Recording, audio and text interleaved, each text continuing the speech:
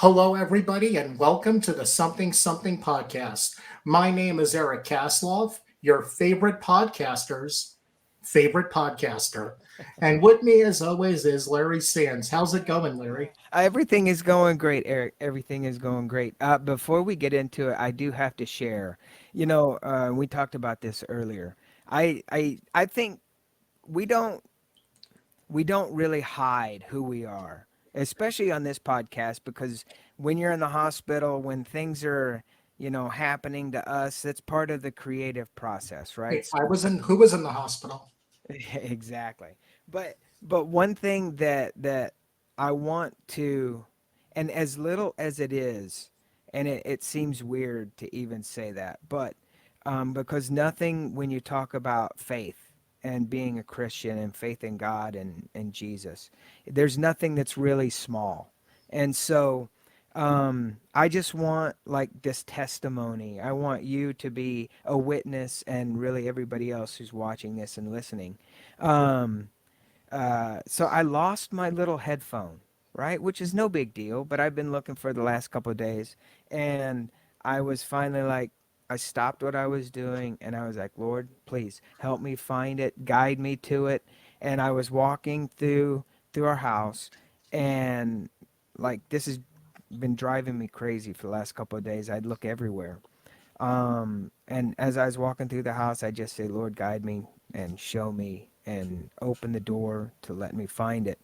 And I started to look under the bed, and right in a little nook of our closet, I just happened to look over and guess what I found? Your headphones. That's Yeah. so awesome. Yeah. And it's weird in a way to share that because obviously it's just a headphone. But and I think it's something that you said when we had talked about it earlier, right? If About it matters to us, it matters to God. absolutely. And if you look at it in terms of like that, and there's nothing that is too big, or there is nothing that is so definitely too small that the Yeah. Lord won't answer you.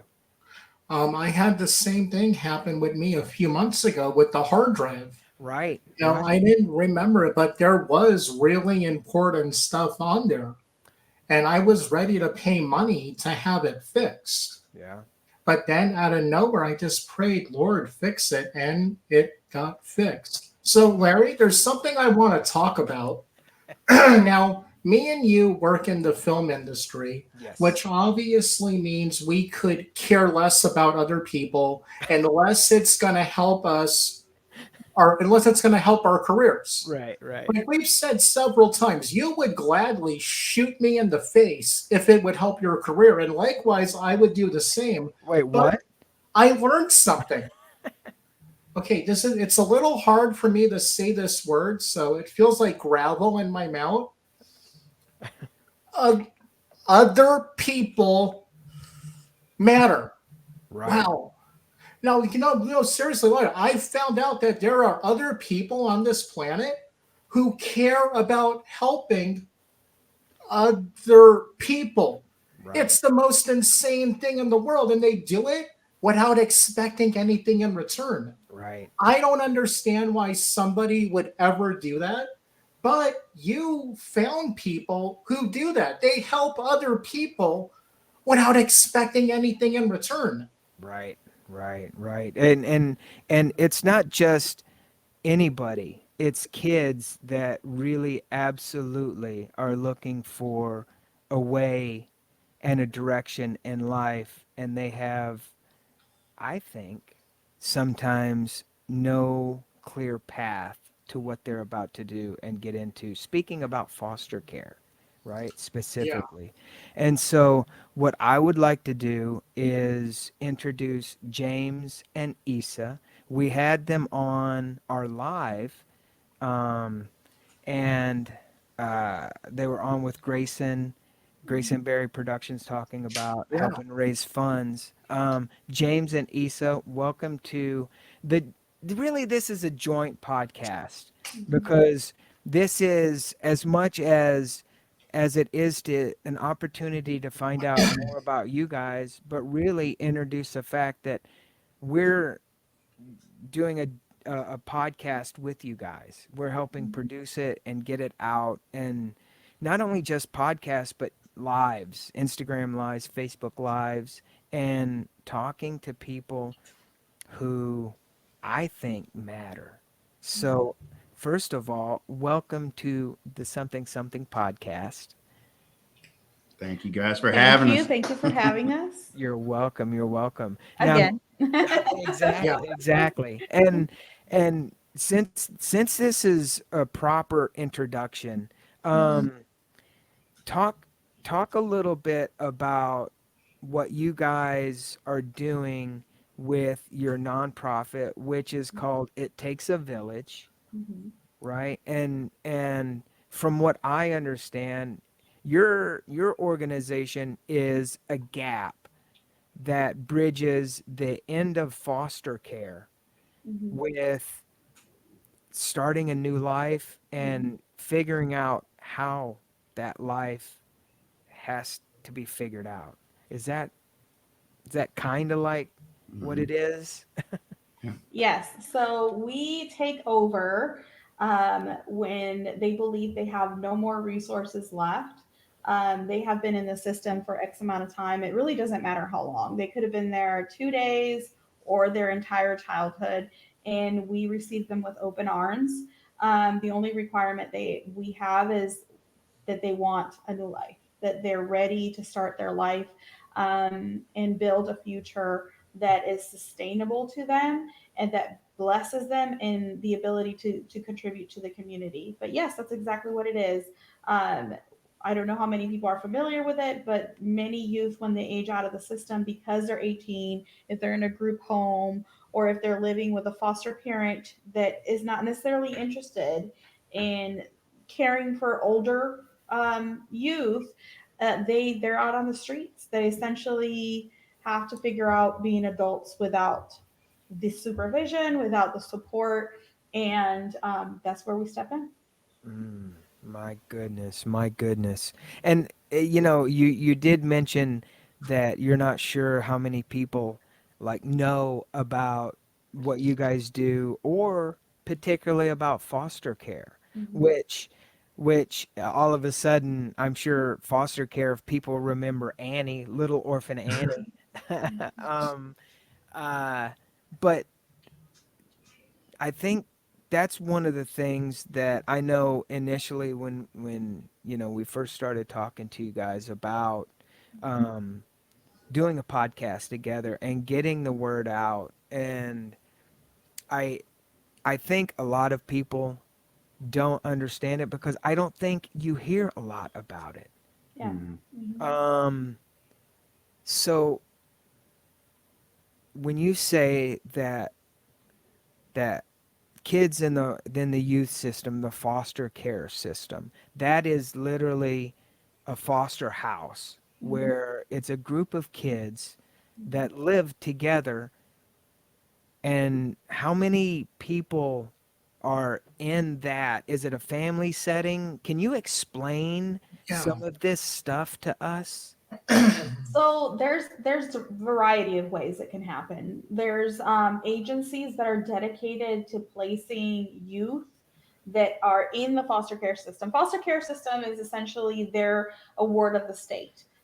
Some things happen in their life where they've been neglected, abused, or family members are not in a position to care for them. So the state takes over. When this happens, they get placed either in a shelter or in an emergency location with a foster parent or organization that then waits until they're placed in a more permanent location. And this could happen because they're going to be permanently removed from their original homes or giving parents an opportunity to get better to then be returned to their homes. So that's one of the it's a very complicated system. And then some of these agencies, their sole job is to find parents that are willing to take them in on a temporary basis until their permanent situation is resolved, whether that is going back home or being available for adoption. And that system to navigate can be very complicated. There's group homes where there's a bunch of them living with workers, caseworkers, caretakers, and they're on rotation. And there's also families like me and my husband that could potentially take in a youth or a child and care for them on a temporary basis. Um, a lot of people do this with amazing heart and care, but unfortunately, like many things, when there's money and there's too much bureaucracy, children can either become numbers. And I mean that just a number like, okay, I'm helping you and I'm just worried that you have a bed and a roof over your head, which is important, but that's not life in itself. Or it could be, I'm going to be good to you until it's financially detrimental to me, or I'll be this way because it's financially beneficial to me. And that's something that can further traumatize these kids. So it's a very complicated system. We're blessed to have it because other countries don't. And one big example is India.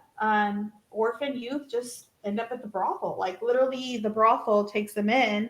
These women decide, I'm just going to take the child in and make him a slave. They either help clean around the brothel or eventually become people that participate in the brothel. And unfortunately, it happens sooner rather than later.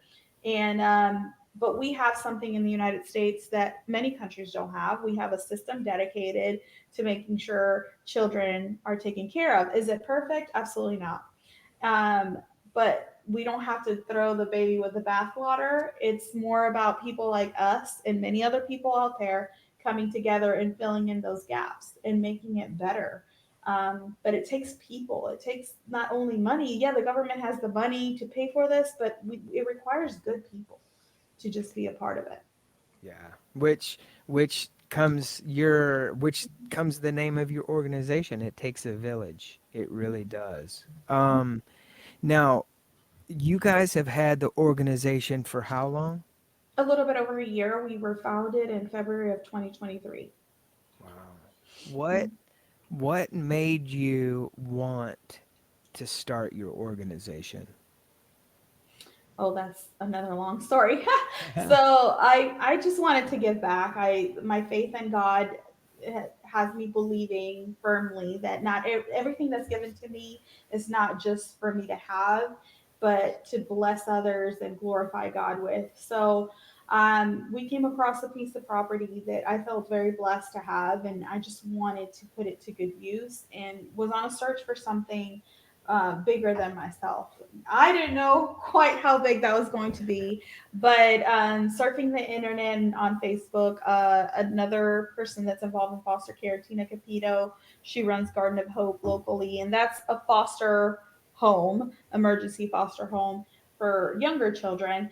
Commented on another realtor's post about tiny homes and how that would be such an amazing option for youth that have aged out of foster care with nowhere to go. And I was just instantly in my heart, I felt I needed to know more. So I invited her out to eat. And in the process, she explained to me the craziness of it. And I just knew from that moment forward. I did all the research I needed to do to start a nonprofit. I didn't know how I was going to come together. I just knew that I had to do it and I had to find out how to help. And here we are. Wow. Wow. And I mean, looking back, was it just that easy? And No. and has it been, well, I was going to say, has it been everything that you have expected?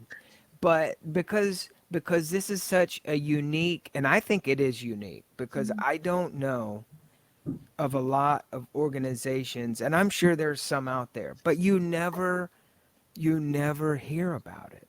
Mhm, mhm. Um, what's the journey like? The year and some change, the year and a half journey been like for you and James through all this? I would love for James to share his part. It I've heard that a lot of people say that we make it look easy. It is not easy. Emotionally, it takes a toll because we're helping, which is very gratifying, but there's so many people we can't help too, and that's heartbreaking. And it takes a toll. It's just staying focused. I went in this eyes wide open, in the sense of, I know we're not going to be able to save everybody, and we actually don't save anybody. We provide a place for people to be able to feel like they can flourish and take care of themselves. But at the same time, when reality hits and things don't go exactly how you want them to, you're still affected by it, Yeah. but we don't get a day off.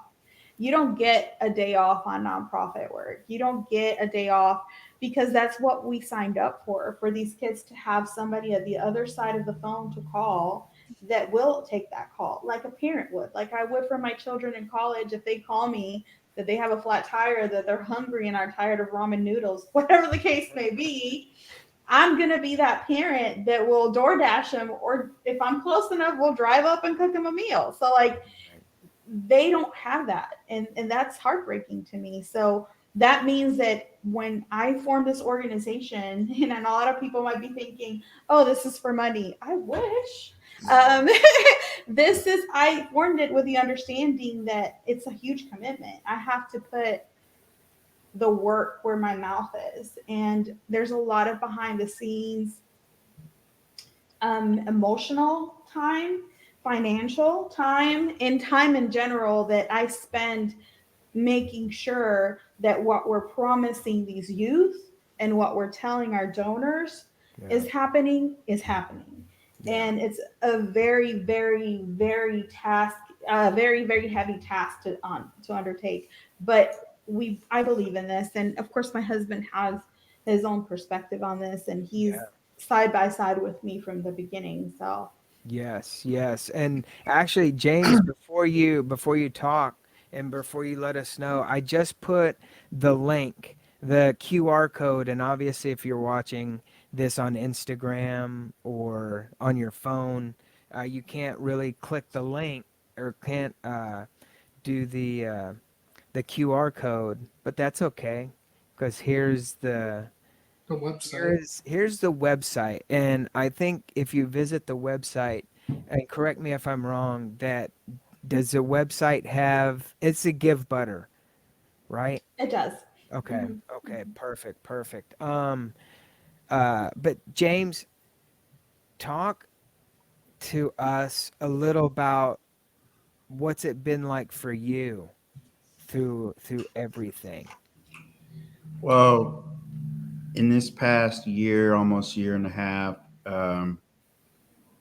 we were able to establish a 501c3 nonprofit. Okay. And the key word here I want y'all to understand is nonprofit. Okay. So a lot of people have this idea of, nonprofits.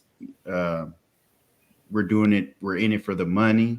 Yeah. But I guarantee you, if we were in it for the money, I know a few different ways to make a lot more money way faster than what we're doing. So we really made this a labor of love, because once I found out the statistics of what happens to the youth, once I met young ladies that have literally been pulled out of human trafficking, Wow. and then also being able to see them get accepted into college, getting to see pictures of them at their orientation, knowing that we're going to be taking a road trip with them to help them move into their dorm, and then other things on top of that from other board members donating a lot of stuff and time and effort. It's moments like that where it makes it all worth it. There's a lot of heartbreak in between, and there's a lot of stress. And it's been one of those things where even in our marriage we experience it, because we're co-laboring, and a certain amount of stress comes with that. Yeah. And so it's been helpful. It's kind of been like sharpening to us, but it hurts when those dull parts have to come off of you. Yeah. But it's been amazing, because even in this year and a half, we have seen a tremendous impact in the youth that have kind of wanted to come alongside us in their new life, and it's been amazing. My goodness. It's My interesting goodness. you're saying all this because, as someone, I joke around a lot because that's just my personality. As someone who's worked in youth ministry or children's ministry for, man, like 20 years. Weird because I'm only 24, despite what my birth certificate says. Mm. I really I feel wasn't born, so yeah. I really feel, especially now, there is a war on our young people. Especially the ones in foster care who are going through that. But overall, our nation has kind of stopped caring unless a tragedy happens. Mm. And, we all care for a week. Mhm. Then we go back to our daily lives. And it's just so encouraging to see what you all are doing for the youths right now and just hearing the testimonies. So, how could like an average person who wants to help, is it going to the Give Butter? Is that the way someone could help with the organization? There are so many ways to help. Of course, financial contributions are important. Fundraising is how we raise all our money. Even though we have an opportunity to pursue contracts and with foster agencies, it's not really what we prioritize. We're really wanting to help the youth that nobody can help, and there's requirements at times from agencies and government agencies to fund you that exclude kids we've already helped. That means if we were receiving these funds, we wouldn't have been able to help the girls that we helped. And so we're open to taking care of youth that have those benefits, of course, but we're also not wanting to exclude those that don't. And fundraising is how we do it. Now, I understand the economy is not the greatest. Not everybody can contribute the same amount of money. A dollar can go a long way. 100 people giving a dollar is $100. 1,000 people giving a dollar. I even have a dollar campaign out on social media. Literally a dollar, it works. And if I have 3,000 friends on Facebook and they give a dollar, that's $3,000. Wow. And Wow. that's one way that's important. I'm not going to deny that funds is what we need to build the community that would help us keep them stable and reduce costs. Right now, we're renting apartments and paying rent where we could own these pieces of property as an organization, reduce the overhead so that we can help more youth. The other way that people can help is sharing. We have a very, very, very, very, very active social media platform, and we keep people informed. I am constantly pouring time and information down those channels. So if you just share it, the right person with the right funds and the right time can do it. That's another way. Share what we're saying, share what we're doing, tell people, ask other people to help, do a call to action. The other way people can help is volunteering if they're in the area and coming to our events and be where we're fundraising and being able to donate their time. Their time is money. We say that all the time. So it literally is. And we spend a lot of hours of our day making things come together. So the more people that work, the hours get divided between more people, and we can accomplish more with less time. And also you get that satisfaction of seeing, peeking behind the curtain. You get to see who we really are, what we're really about by volunteering, because I promise you, both him and I will be in the trenches sweating and volunteering with you. We don't just go on social media to ask for money. We don't just show up to podcasts. We don't just go to news interviews. We're out there sweating outside, putting barricades, taking money, and, doing all the things volunteers do, cleaning up. And because this is what we believe in, and you'll get to see us and see our heart for yourself. The other way is we're a little bit more strict on that, but we want mentors. We want other people that want to work one-on-one with these youth. Again, we're very strict on that. So there's reasons for that. It requires a certain type of personality. We have to be able to love these kids through their mistakes. And I don't think everybody's equipped to see through that because we have our own way of functioning. And we also have to be able to take in the load, the emotional load that it requires to hear the stories from these youths themselves. So we do kind of go through an interview process, and we want people to be prepared to understand that there's ways to interact and not lecture and Right. not condemn and not kind of like judge them, but also speak life, positivity, Right. and Right. encourage them and correct them. But there's a way to do that, and I'm overzealous about that, and I'm not apologetic about it. So yes, but we do need people to sign up for mentorships. What else? What other ways can people get So involved? I believe in the 3 T's: time, talent, and treasure. She pretty much spoke on all of those. Another thing is we are very innovative when it comes to fundraising. So we have a chicken race Yeah. maybe once or twice a year. Yeah. We've done private screenings of movies.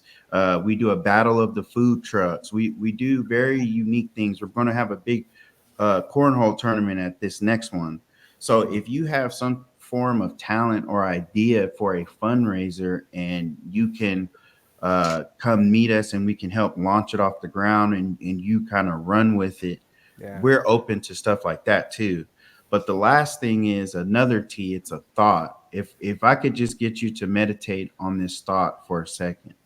Imagine you're in a house, you walk into a room you think is empty, but in that room you find a fire and it's small, you know? But instead of doing what it takes to quench that fire, you close the door and you turn a blind eye because maybe you think you can't put the fire out, and you close that door and you continue throughout your day. If you think about the nature of a fire, we all know what's going to happen if you leave that fire Yeah. burning. So that's what's happening with these youth. Their statistics say that the young women who age out and end up on the streets, it's like 70 something percent will encounter human trafficking. But I can tell you 100% of the young ladies we've helped and have gone through our program were victims or potential victims getting groomed for human trafficking. And a lot of people think that this is in the movies. It's kind of not in our neighborhood, it's not in our backyard, it's not even in our city, because that's how I used to think. But this is happening every single day with youth that are on the streets, and most of them are aging out of the foster care system. So I just want you to think that that's just one aspect of the fire that's burning. And if you meditate on that, and if something is put onto your heart to help, whether it's help us or whether it's to start this up wherever you're at, you can reach out, and we don't gatekeep. We want to build this up wherever people want to do Start it. this, so that way the youth get that the hand up that they need, not a handout, but a hand up. Right. Exactly. It sounds like what you all are doing is that old, saying if you teach a man if you give a man a fish, you feed him for a day. But you're teaching these young people to fish, and Mhm. we've all seen movies where I hope that most foster care people are good-hearted people, but we all know that bad people don't outright tell you they're bad. So you guys, what everyone listening to this, you have a chance to partner up with everyone here to help these kids who have never had anyone believe in them. And all it really takes to change someone's life is one person believing in them, even if it's just for a couple hours or hopefully a couple years. But you can impact someone by joining up with New Life Village. And it's an awesome opportunity. And, I really feel blessed to be part of this with all of you, even though, I'm thousands of miles on the other side of the country. We're able to do this to help people. And there's so much I want to say, but it keeps like skipping out of my mind. tell us some, if you can, some more of the stories you've had from people you've helped. Because what you talked about, taking these kids who came from bad situations to college. I mean, what does that do for you, knowing that, if it wasn't for God bringing you to that person at that time, Mhm. something awful would have happened. Yeah. And it's very interesting that you say that because it's like we go in with that goal and even in the process of helping this young lady and another young lady accomplish something amazing like going to college, joining the military, knowing that that's what they want to pursue in life, I hadn't really thought about what would have happened to them if we hadn't decided to start this organization a year ago, a little bit over a year ago, until recently. The news, and in the news interview, was interviewing one of our young ladies, and she said that, and it just kind of like brought it to reality. I am the type of person, I like my fight or flight. When I'm on fight mode, I am just accomplishing the mission, and it took me aback to really absorb the fact that that one decision a year ago, even though I'm working towards these other things, that it feels like I haven't accomplished, mission accomplished, because this person felt safe. Like she was able to say that she felt she didn't think she would be alive if it weren't for us. That's huge. Like whether somebody showed up the day after or not, we don't know that. What we did know is that we showed up, that we said yes. And and imagine how many more lives can be changed with another year. We've touched about 7 lives directly in a positive way, 11 altogether. Some obviously fall through the cracks. They make other choices because they're adults and they're developing. But if I were to give up or say no, how many more could end up in a situation where we're not there for them? And that's huge to me. I walked in there saying if only one life can be changed, that's worth it to me. And the fact that we're able to say that in 1 year is amazing, for not one life, but at least that we know of, at least 2 people, and directly their lives completely changed. And we have a potential another young man coming in soon that I have so much belief that his life is going to turn around for the better, because he has a drive. They're just wanting somebody to believe in them. This is all it is. They're wanting somebody to give them a shot, to give them a roof over their head, and the stability to know that while I'm figuring these things out, while I'm growing up to be an adult, where I'm trying to figure out I belong somewhere. I have an opportunity to a new life. There's a set of people that care for me, and all they want me is to succeed. They don't want anything else from me but for me to have a new life. And that's what we're about. What's crazy is you guys, this is for all of our, filmmakers and movie audience. You guys are kind of like a combination of George Bailey and Clarence to these people. You're able, by touching one person's life, Mm-hmm. you're touching so many other people's lives. Like the kids you help, someone's going to hear their story Yeah. and it's just going to completely change them. And then another person, just by this little bit of stuff you're doing right now, and because you guys were willing to take a scary leap, this, Yeah. I'm sure, just wasn't an easy decision. Like, hey, you know what, let's do this. I'm sure there was Yeah. lots of prayer and thought and discussion that went into this, but Mm-hmm. the fact that you took the leap means so much, and then it's going to mean keep this doesn't stop with the two of you. It's going to keep going for Yeah. generations and generations. Yeah. Yeah. We're hoping to inspire these youth to a level that when they make it, when they get to that place, which I believe is limitless for them, that they turn around and give back. Not to us, but to the community, that they decide, you know what, maybe I can do this for others, knowing what I know, and I can make it better because of what I know. And another way, I know you guys asked about how people can get involved. So Yeah. there's, of Yeah. course, supporting us, But ideally, if people are stepping in when they're younger, we're not even necessary. So like if you are in your community and you feel you have a heart for taking care of youth, taking care of foster youth, get plugged in. You can reach out to us if you're out of town. We can find an agency near you that might work, that can help you get plugged in. We can help you get started where you're at. Obviously, know what your talent is and your gift is. If you believe you could just fundraise for an organization, do that, because being with the youth, it requires a specific commitment and a specific temperament, because we can do more harm sometimes, even with the best intentions. So if you believe, like, yeah, I believe wholeheartedly in this, but I don't know if emotionally I can handle it, I'm going to just find ways to do it.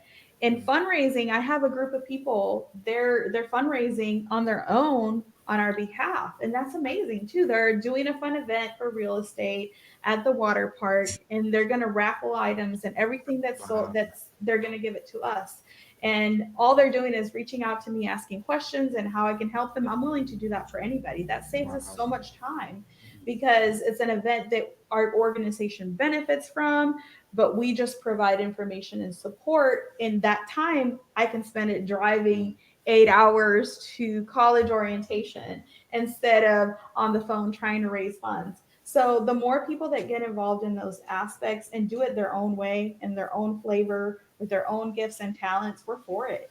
I think it's beautiful. Here's another interesting thought that I don't think a lot of nonprofits necessarily share is one of our goals is to work New Life Village to the point where it's obsolete. So it might not make sense at first, but back to the analogy of that fire, the immediate need is to put that fire out, and that's what we're working on. But our goal is to address what caused the fire in the first place, whether it's faulty electrical system or whatever the case may be. So we want to inspire the community to actually be that village again, to where it's not a situation where we don't care until that fire is raging. It's a fact of, let's get back to those two commandments. Let's get back to loving our neighbors as we love ourselves. And let's find these youth that don't have the same opportunities, who maybe, who some of these people are just orphans. Some of them, their parents just died, and their lives are completely transformed by that. And so if we can get to the point where there is no youth aging out of foster care and ending up on the streets, that's our ultimate goal, to where New Life Village is now obsolete, because from the base level up, there's a village around them. Yeah. Yeah. Correct. Yeah. And it's the village that starts at a very young age. The other aspect of that as well is when we're doing this as community, we're inspiring and educating other people to prevent this. It creates, I feel like, a sense of awareness, because we were told very early on in our research that everybody's a phone call away from ending up in foster care or involved somewhere in the foster system with CPS. It's literally a phone call away. The one call, one angry neighbor, one relative that's vindictive could end up your child in foster care, even if it's temporary, while things get sorted out and investigated. But guess what? 3 days in foster care, one night in foster care costs and could potentially cost a youth their innocence and end up in a very bad situation, trying to protect them from a potentially bad situation. And that happens every day in this country. So we need more good people with the right heart involved. The other thing is, and goes back to the analogy of our goal is to not be needed, right? To not be necessary. We are right now in a big way. It's like hurt people, right? People that end up in foster care hurt by this become generationally that. Right. We have so many youth in the system that are third generation, fourth generation foster care. That means they were in foster care. Their children will now be in foster care. and so on and so forth. And we don't have further generations because the system is not old enough to go that far back. But it's as for as long as it's existed, we have descendants of those kids ending up in the same system at one point or another. Some from the gate, some like there's pregnant youth in there that are 13, 14 because they were abused. They're pregnant, their kids get removed because they're in a foster situation where they can't be with their babies. So now this baby's in another foster home. And then by the time that youth ages out, she might not have the resources to claim her baby because now she's an adult. But do you have a home? Do you have a job? Do you have steady income? Because you can't get your child back until you have your life together, but you've been in government care this whole time. And it creates this cycle that is unbreakable unless somebody steps in and acts differently, doesn't behave like the system. Actually, that is absolutely where you two come in. Yeah.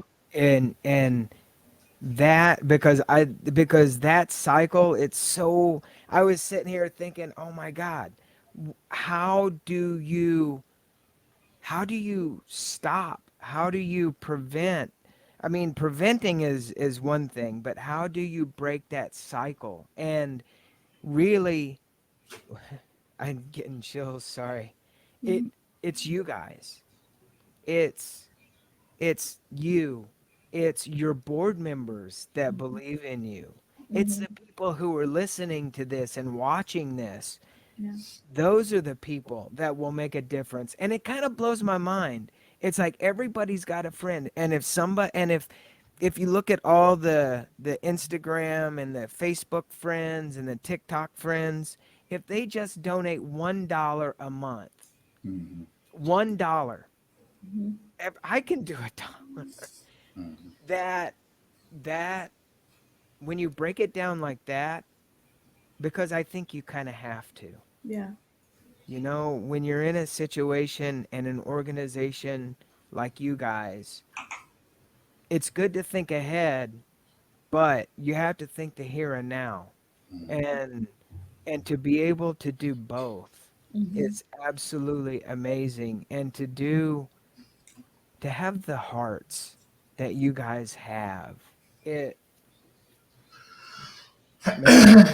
it's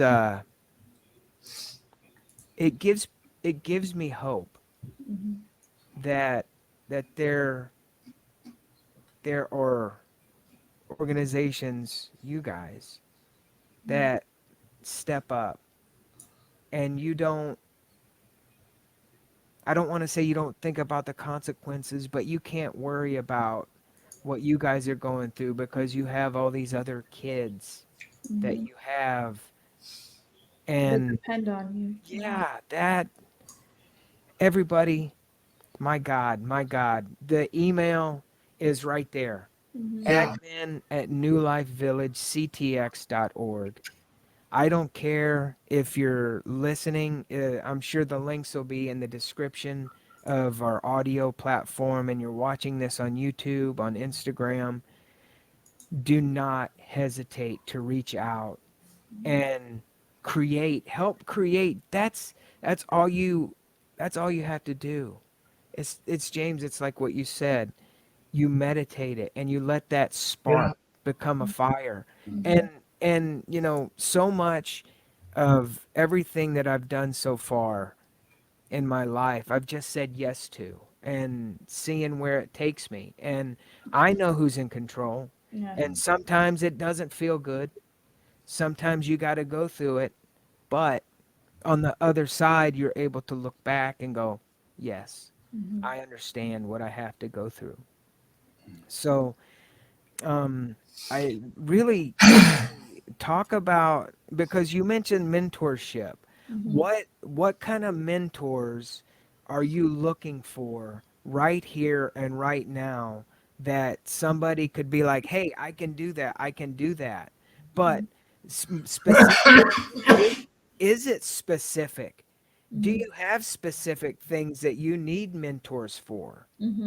Yes, absolutely. So finances are a big one. And we've had lenders step in and do some financial classes. It could be as easy as a couple of sessions where you teach them how to balance a checkbook. I mean, we don't really do that anymore, but bank account, and explain credit to them, explain how it can affect you in the future, how to build credit, how to budget. It's as simple as money in and money out, what are priorities, because they're young, and when they start working, they think a cell phone. Remember, they lived in lack, they lived in these organizations where they had basic needs met and that was it, so they didn't experience extra stuff, right? Yeah. That my kids experienced, right? So they're going to prioritize getting the most expensive iPhone and getting the ear pods, and kind of like teaching them that stuff is cool and you can get it, but you should budget for your meals. You should budget for your transportation. What are your long term goals, your short term goals? And yes, it starts very technical, but we want people to have heart behind it. So, like, live it out with them. Um, as some of the kids we've been blessed, the ones we've had so far do have basic living skills, but some of the youth come with no living skills. They don't know how to boil an egg, they don't know Wow. how to do laundry, because they've been in a group shelter where things are done for them, or there's like people assigned to certain things to keep order in this in the system, so they don't know how to do any of those things for themselves. A lot of them have a very hard time being alone, and we remember we're preparing them for independent living, so they have these cabins when they spend their nights alone. So somebody to be able to talk to that's healthy and safe, that is not necessarily going to lure them into booty calls or any Right. inappropriate behavior, because they're lonely, they tend to default into anybody that pays them attention. So just people available to answer basic questions like, how do you boil rice? Like, I've answered that via text, like, um and and people that, if they have a skill in particular, and we have a youth that we know wants to be an artist, and we have somebody that is a successful artist or a gallery holder or something, they want to step in and teach them how to do that process. If they are interested in nursing, and we have a nurse that wants to tell them about all the options that they can have while in nursing, and give them even a tour of their job site, that's the kind of stuff we need. We did have a young lady that it took her 8 months to figure out what she wanted to do, and that's fine. But we gave her all these different options and let her explore what she wanted to do. Not everybody wants to go to college. Not everybody benefits from college, because they might want to do something outside of that. And college is just time spent. Mhm. Right. That is that's eye opening that you say, because when you live in these homes, I don't know if it hasn't occurred to me until just when you said it, is they have everything kind of taken care of them, or taken care of it for them. And Mhm. so absolutely, when they go on their own, Mhm. they have no idea Yeah. what is going on. And Mhm. absolutely, I tell you what, I got a lot of stuff Mhm. going through my mind right now. Mhm. And um I think one of the great things that we can do with It Takes a Village podcast Mhm. is, I would love to be able to do a couple things. Talk to the board members, because I think it's important for people out there on the outside looking in. Mhm. I think it's important for people to understand not only the organization but the people that help the organization, um, and how they help donate, and how they help the organization. So I think that's one thing. I would love to be able to talk to foster organizations that we can ask questions to, because again, when Mhm. people don't know, they don't know, but Mhm. it's different now, Yeah. because when they know, and when they know what goes on, I think then we can absolutely have people understand what these kids are up against, what your organization is up against, Mhm. right? Um, and I don't mean that in a bad way at all. I wouldn't even mind talking to some of our government officials about Mhm. this, Yeah. um, because I think everybody is accountable for something. But if you don't hold anybody accountable, then it just becomes then it just becomes eh, somebody else will do it. Somebody else will take care of it. And we are actually looking and talking to two people that are absolutely stepping up and taking care of it and doing something about it. So I can't wait to do this. Before or as we begin to wrap up, is there anything else, James and Issa, that you want somebody to think about, to know about? Yes, that you absolutely can make a difference.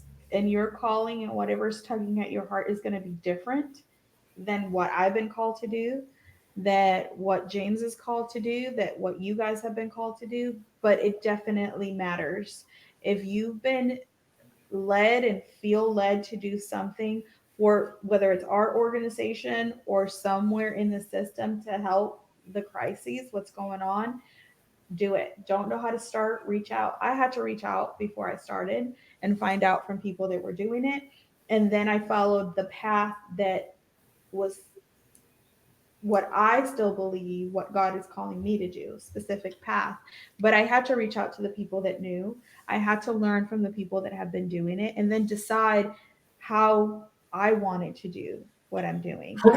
Um, I'm open for questions and helping people get started. We want the village. The village means everybody has something different to contribute. Some of us double on the work that we do because it's necessary in multiple levels. Um, Also, if you just want to know more, reach out, email us, send us a message on our webpage. Um, just really ask and get involved and share it. That you might not feel moved to do anything yourself, that's fine. There might be a different journey for you somewhere else. Share it. There's somebody in your friends group, I guarantee you, that is aching to do something, that can do something, and we want them involved. My goodness. I tell you, this is why I think you need like a bigger platform to talk. There's so many things to talk about. There's so many things that we can only hit in a certain amount of time. And I I know that when you said like artists and things, I already have like people in mind that I could reach out to. And by the way, how many like kids, can we call them kids or the I youth? call them kids Yeah. all the time. Okay. They're adults though, but they're my kids. They're my Okay. kids, and they will forever be my kids. I have like this hope and expectation for them to grow old and wise. And while I'm old and wise, hopefully, they will come and just talk to me, Miss Issa, and they'll still be my kids. They're in many ways just like us when we were 18. We thought we were grown, but we were full of uncertainty and confusion. Most of us, or a lot of us, were blessed to have a supportive family, others were not. And there's trauma that they carry, just like everybody. So they're kids. They're kids Yeah. trying to figure out who they are. Yeah. Yeah. How many kids right now do you have or do you help? So one of them just left for the military. We still consider her our kid. You know, she That's can reach amazing. out. Then we have another one heading for college. She's with us, actively living in one of our residences. And then we have a young man that's already been essentially accepted and admitted. He's graduating from a program that will allow him to be a security guard for now, you know, and just get started. And he's going to be moving in August. He Wow. actually graduates this Friday. He Next just Friday. texted next Friday. Wow. So, and then we're kind of interviewing another young lady that he referred to us. We're expecting another young lady in November. Wow. Wow. Wow. Wow. We would take more, but we only like we have to build a community and we don't have that built. So that we have to work with the funds that we have and being able to sustain the bills to pay for these outside locations that we don't disclose, so that to keep them safe. But that's really where we're at. If we had more places, we would have more kids. If maybe I shouldn't ask this, but I think I'm going to anyway, because I think in this day and age, if you don't ask for it, Mhm. I don't think people Mhm. will do it. Um, and I am going to be very bold, and I hope I'm not overstepping my boundaries. But how much money Mhm. do you guys need by the end of this year? Actually, by the end of the month. How much monthly do you guys need You monthly? And definitely got me because that is my least favorite thing in the whole wide world. But you're right.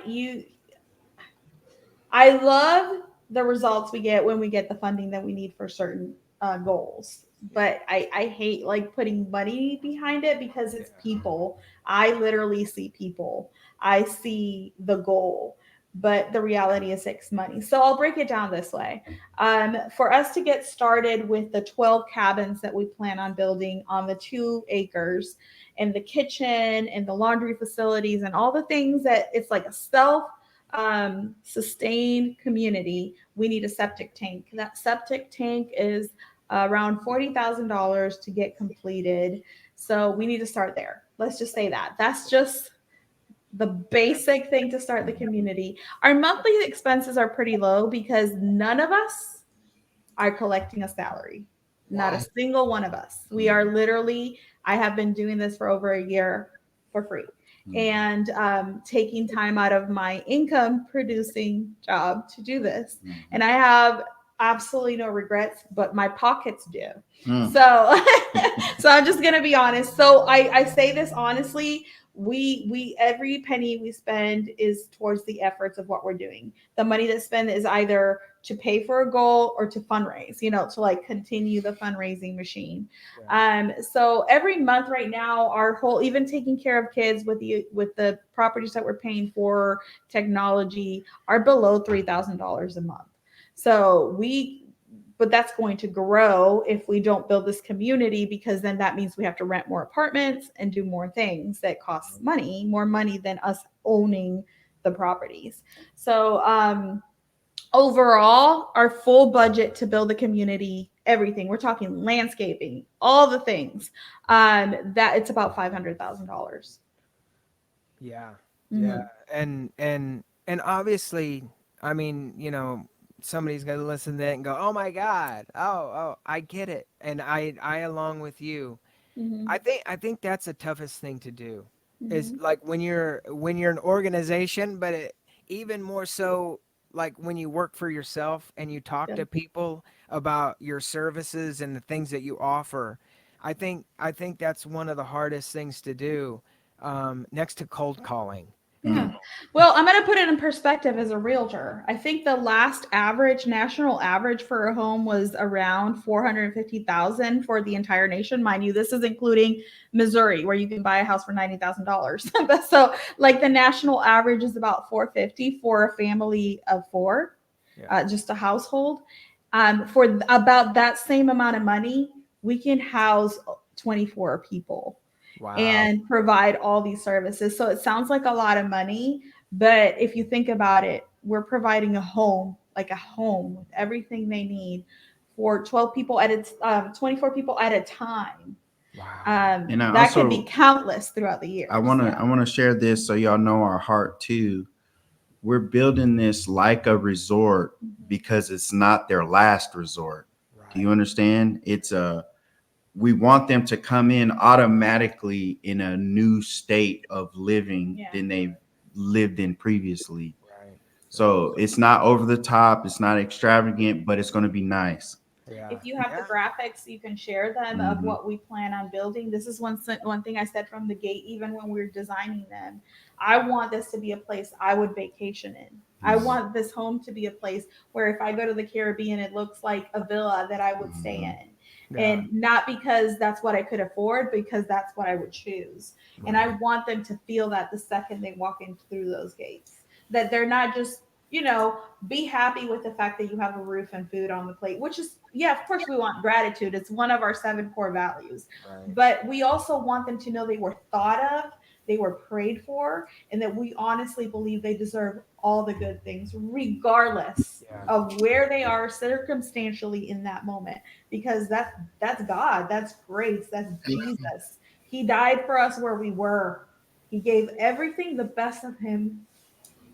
Wow. Oh, wow. Wow. Wow. Well, I can tell you we're going to go on this journey with you, and I know and I think that there's a lot of stuff to come, and I think that Eric and I are going to do everything we can possibly Yeah. to help you. To help you. I don't even know what to do yet. But it's just like I said, and it's just like I mean, you got us guys are on the news. Yeah, You're you've doing done a lot lot. already. You're done a lot. yeah. I don't think I've updated you, but we've gotten a lot of people reaching out through our website because of that news report. Really? Yes, including the Department of Family Protective Services, which we've already met with them. But there's people in charge of different regions. So I've had 2 different regions reach out to me, and this is important too because yes, we're asking about money and people helping. But one of my biggest hopes is that people in need see this and know they can come to us, that we're an option. There's kids watching out there, and these agencies have reached out to send us youth. So we need this work. We need this built. Mhm. They're reaching out to send us kids. So we want to say yes. People who dig septic tanks and do all this stuff, why can't you just step up and just say, Yeah. you know what? Because of the 2 of you and because of what I believe and you guys are doing, it's done. Ah, Amen. oh God. Yeah. This is going to be a journey. This is going to be an emotional journey, I think. Yeah. It's To be already- fair and to give credit Somebody's where been credit. cutting onions in this Yeah. podcast the whole time. To be fair, to give credit where credit is due, we have had an amazing person step up and do something similar. He doesn't build septic tanks, but he essentially has donated an entire building to New Life Village to utilize to raise funds as a headquarters, as an office for us to alleviate, us having to travel between our personal work offices and make it a hub where we can raise funds in all the creative ways we want to so that people can come ask us questions. The youth can find jobs if they're still at a skill level where they need a little extra work before they can get on the workforce. They can work there, earn an income, be mentored there. We can receive donations, not just monetary, but items there. And that's a huge blessing. Not only is he giving us that building to utilize, he is fronting all of the renovation costs and he's doing an amazing job. Colors, finishes, everything we have asked for, he has set out to do and is doing it out of just the kindness of his heart. When you make it look easy and you make it sound easy, people are looking around and going, I think I can do that. And Yeah. and it sounds so easy, but when you have somebody that believes in you Mhm. and just says yes, Mhm. excellent things can happen. Mhm. And just like your building, there is somebody that's going to listen to this, watch this, and feel it, and they will contact you. And actually, right now, to reach out to the email, please contact James and Issa and just say, hey, I can do this. I know how to do X, Y, Z. What can I do? And let them guide you. They Yeah. know exactly. Yeah. All you got to Here's- do is just an idea of it. This is the thing too. It's very, very simple. We just ask if you could do what you can with what you got right where you're at. It's as simple as that. I like that. Mhm. Yeah. I love that. I love that. And I think there's absolutely going to be more to come. And I think we should just let it hang out. I Yeah. think we just need to ask for, I say we, I, I think because I feel now being adopted by you guys in a good way. It's just trying to figure out everything that we can do. You can also buy a shirt. Yes, yes, Yeah, sir. like this iteration is build the village. Mhm. Oh man, okay, where do you do that? Where can we get that shirt? You guys can order them through the email. Say I want to buy a T-shirt, and what we can do is we can ship them to you. They're $25, but all the after the expenses of making the shirt, everything goes to New Life Village. Okay, I'm gonna buy one. I'll I'll talk to you guys after. And we have a hashtag, and you can do social media, tag us, and we do We the Village Wednesdays. So hashtag We the Village Wednesdays, and you take a selfie with your shirt. We did it last year, and it was a great campaign, and that's just awareness. Yeah. I love it. I love it. Okay. Oh man. Okay. This is gonna be great. I'm gonna get Yes. a shirt. I will Yes. Venmo you right now. Thank you guys. Thank you for just saying yes to Eric and I, and actually letting us be a part of your world. Yeah, because I mean, this whole helping uh, other people, it's that other people matter, not just me. It's gonna become easier and easier to say, Eric. Yeah. I'm not. I mean, it's always about other people. I really hope And so. I'm gonna rub off on you, and it's gonna be okay. We got to make sure you say it 5 times a day. Yeah, it's like Right when you wake it's up. like that Vicks vapor rub. You know, I grew up on that, so I'm just gonna be the balm to other people. I love Well, it. Thank you guys. You want me to close this out, guys? Yes, Larry. James and Yes. Issa, thank you so much again, in all seriousness, for letting us be part of this with you. And, I feel that we are part of the team. And, you can also, not just by helping financially and the other ways, share this podcast with people that you know, because you could touch that one person, and that's all that matters. Well, I think I know how we're going to end the show each and every week. Remember, everybody, support our children.